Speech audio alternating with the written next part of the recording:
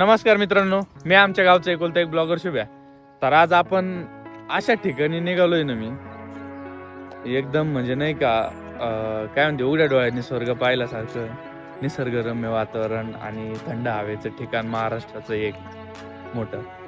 तर चला, ते नेमकं स्पॉट कोणता आहे काय आहे ना, मी सगळं सांगतो. फक्त आहे ना अकाउंट बघत राहा.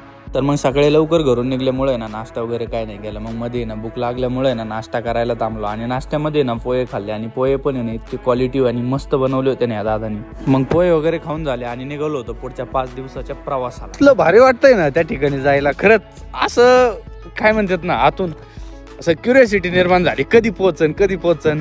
तर आता मी नेरा गावात आहे. नेरापासून आहे अजून 100-1 किलोमीटर आहे त्या ठिकाणी.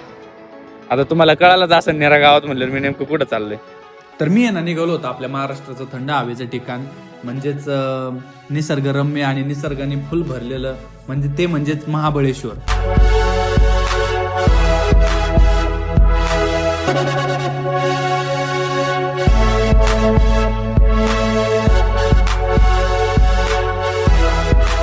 तर फायनली आपण आहे ना महाबळेश्वरला येऊन पोहोचलो. रूम वगैरे घेतलेली आहे आणि आता मी तुम्हाला ना सगळं पूर्ण महाबळेश्वर एक्सप्लोर करणार आहे. त्याच्यासाठी अकाउंटला फॉलो करून ठेवा.